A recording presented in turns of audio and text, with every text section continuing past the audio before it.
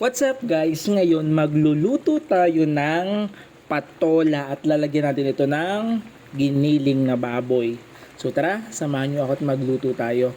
So yung mga ingredients nga pala, ilalagay ko na lang sa description box below para kung gusto nyong magluto din ng ganito, eh pwede. So ngayon, nagpainit lang tayo ng mantika at magigisa tayo ng sibuyas at bawang. Ayan, haluin nyo lang na mabuti hanggang sa medyo mag-brown yung ating bawang.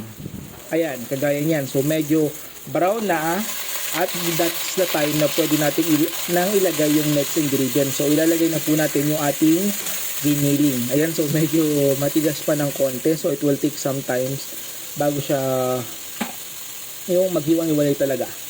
Ayan, tapos naglagay lang tayo ng paminta at patis para sa ganun habang sinasangkot siya natin ito ay maging malasa na. Ayan.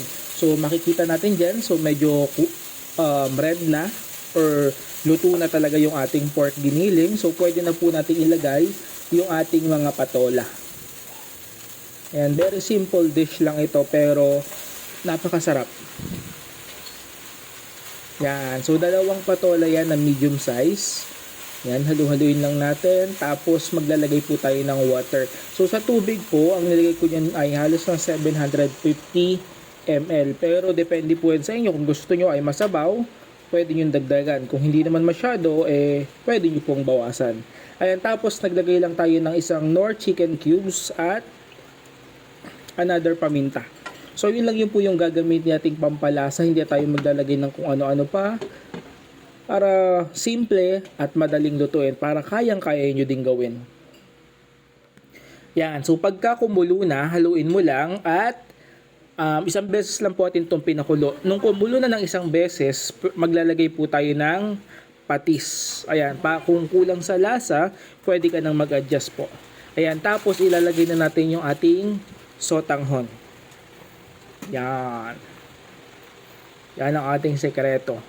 So ito pa lang sa kahit wala ka ng kanin, solve ka na dito eh.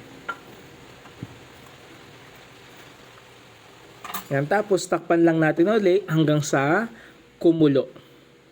Yan, so pagka kumulo na, haluin mo lang siya ng mabuti. Para sa ganon, yung ating sotanghon ay kumalat, hindi lang siya dun sa isang bahagi.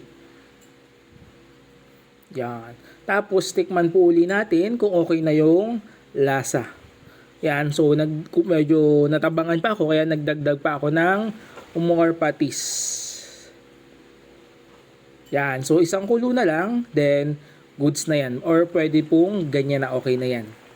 Okay? So ganyan lang po, napakadaling lutuin, kaya subukan nyo na and gawin nyo na. And huwag nyo kalimutang mag-like, mag-share, mag-follow, mag-subscribe sa aking Facebook and YouTube channel. Salamat and God bless you all.